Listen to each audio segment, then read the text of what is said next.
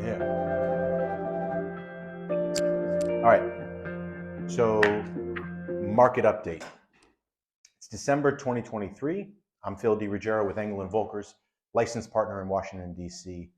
Talk a little bit about the regional D.C., Maryland, and Virginia market and what the current changes and what you kind of been seeing in the news and hearing about recently about interest rates, inflation, and the broader economy mean to you and your real estate investment. So, beware, okay? If you've got an Instagram account or Facebook, or if you're in a mailing list of a realtor, oh, good luck. The next 4 months, oh, they're going to be advertising to you, telling you, this is the time. Now is the time to buy a house. The time. Okay. What does that mean? Last month wasn't the time. 6 months ago wasn't the time. 8 months is too late. That's all bull loaning. Okay. The best time to buy a house is when you need to. Now, if we're talking about when are the economics the most optimal for your plans, it depends on what your plans are. So anybody that tells you now is a good time to buy without asking you a question about why is it something that you need to do now? You should be asking a little bit more. Insight is valuable, and perspective is key, right? So real simple. Year over year, housing sales are down. And year over the last year, housing sales were down big time. So the number of transactions that are happening in this particular market is below where it was in 2019. Think about that for a second, right? 2019, it was stable, really quite, an active market. A lot of sales, a lot of purchases. Prices were high, interest rates were low, but there was a lot of sales going on. Pandemic hit, dropped down to zero, then quickly accelerated up through the roof. And the rest of 2020 and 2021, if you were reading anything or trying to get in the market, was difficult because there wasn't a lot of inventory. There were tons of buyers, really favorable interest rates, making competition very stiff. But then in February 2022, when the Fed was faced with the high inflation, that really kind of is a result from a lot of the stimulus that the government put into the economy after the pandemic. Inflation was running rampant, and the Fed decided we need to slow this down, or else people's investments in the integrity and strength of the US dollar will be eroded. So they made a calculated decision to raise interest rates to slow things down, essentially to slow the economy. Now, you tend to think of the Federal Reserve, what's their job? It's to ensure universal employment and to stabilize prices. People tend to think of that to mean make the economy go crazy. In other words, if it's growing, that's better. But that's really not the case. Most people's assets are measured in dollars, whether that's home sales, cash in the bank, or otherwise. And the stability and relatively low inflation of the US dollar is key for this economy to work. So the Fed invested, if we're going to call it that, in a tightening of the market, making it harder for people to borrow money, so they were less likely to spend more than they needed to. And the money that they needed to spend, they paid more for, slowing down their discretionary income, slowing things down. The economy has slowed. We are not in a recession, though. So 6 months ago, the majority of economists thought that we would be within a recession in the next 12 months. Now, that is not the case. The soft landing, the slowing down of the economy enough to tame inflation, but not so much as to stifle employment. I'm not going to say it's victory, but it's certainly on the right path, and the Fed has been successful at that. I'm listening for all the Fed naysayers, and I haven't seen any articles this week. Now, they will say nay when they get a shot and when someone passes them the mic, but it does look like the Fed might have the last word on the mic drop for the slowing of the economy without, turning it into a recession. We'll see on that. But what does that mean now? Well, with inflation rising at 3.1% for the month of November, that kind of gives you a good indication. We were over 9% a year ago. Now the inflation has slowed. It's still a point above where the Fed wants to be. Fed wants to keep inflation around 2% annually. So if you had $100 this year, in an ideal scenario, you might need $102 next year to have equivalent buying power. But let's be realistic. You need $103 this year versus last. So they've really done a tremendous job in slowing things down.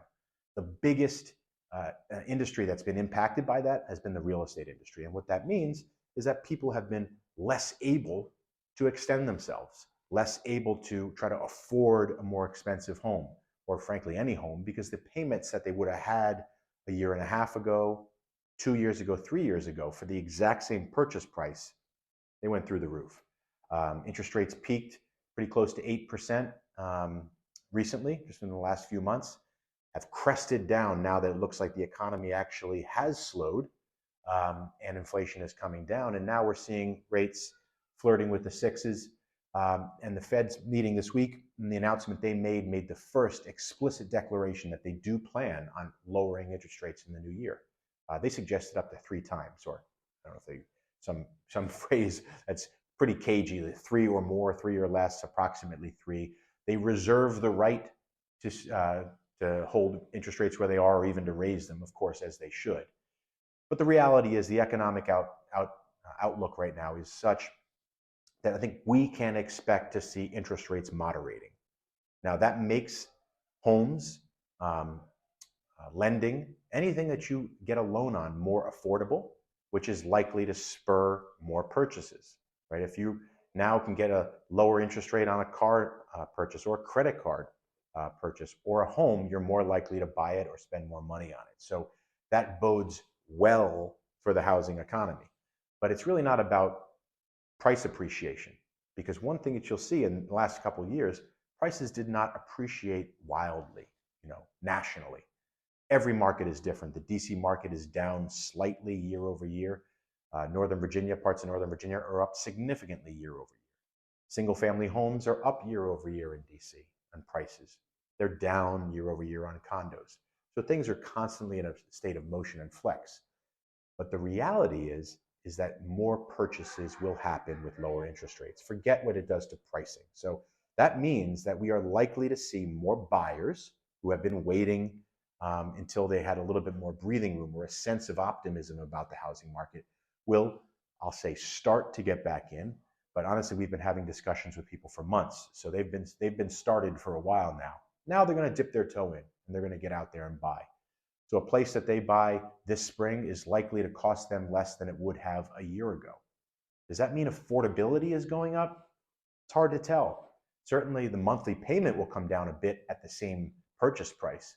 But what do you think is going to happen once tens of thousands, millions of buyers who've been on the sidelines for 2+ years now with high interest rates and still living in the same small home, just gotten linked up with a successful relationship? Congratulations with that, by the way, and on that marriage, household formation, right?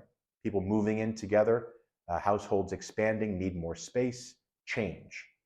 That stuff has been stifled. Low transactions these last years, and we're going to see that accelerate. So the number of sales is going to increase, guaranteed, okay? Purchase price. What do you think happens when you have more purchasers, higher demand, paying less on a monthly payment basis than they would have 6 months ago? Supply and demand, right? So supply has been really constrained because people who had a fabulous mortgage at 2-something%, 3%, 4%, now if they want to sell that house and go buy another one, they're going to be in the 6%, or 2 months ago we're in the 8%. People were not down for that. They were in a greater position of leverage and decided, let's just hold and wait and see for a little while, because I don't want to get another mortgage that's 4 percentage points higher than this one. Let's stay in this smaller house for a little while longer and see what happens. Well, they want to buy a house now, a bigger house that they need because their household's expanded.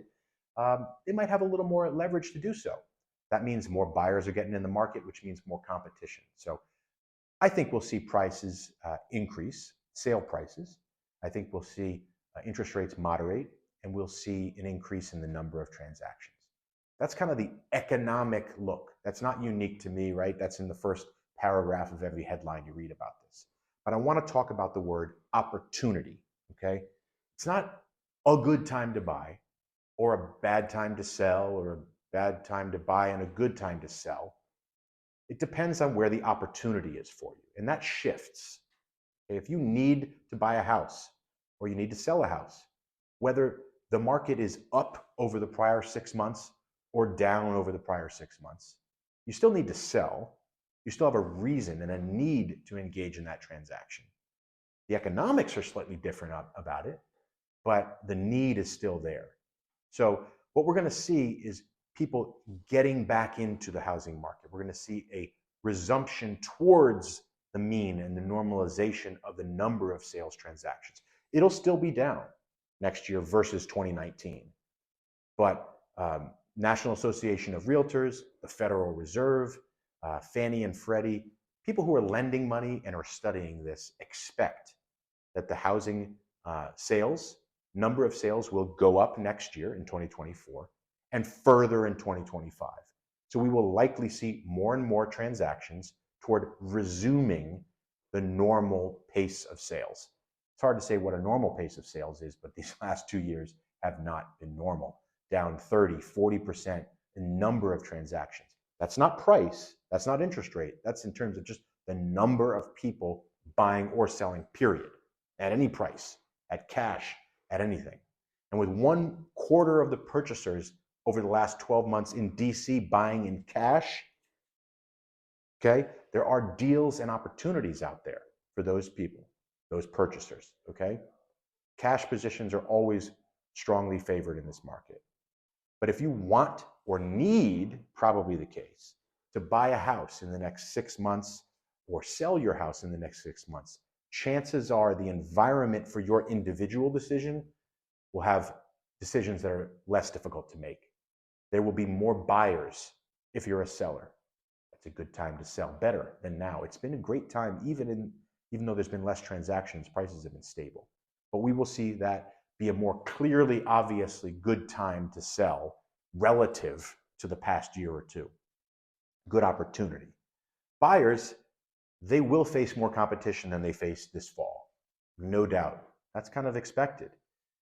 But they're going to be able to do so and purchase with a lower interest rate, which means that even if they're going to end up paying 1 or 2% more than they would have this fall for a house, that's going to be a difference of hundreds of dollars per month, which, let's be realistic, pocketbook issues, that's your pocketbook, okay? That's money you're paying every month. And that's really what people look down to. So we will see the number of transactions increase.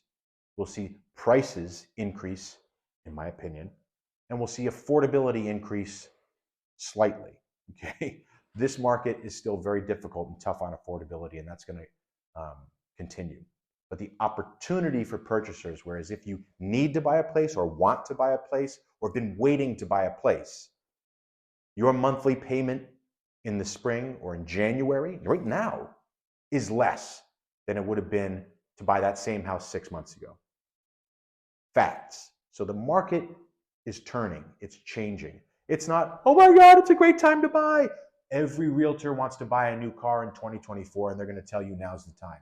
The answer is, it depends. Where's the opportunity? Where's your opportunity? Call me, I'll let you know. Phil D. Ruggiero, Engel and Völkers, Washington, D.C., licensed in D.C., Maryland, and Virginia, licensed this January for 20 years in the region selling real estate. I know a thing or two or three. I can help people achieve their homeownership dreams, and I'm your guy. Give me a call. I'll be happy to help you out. Thanks for listening.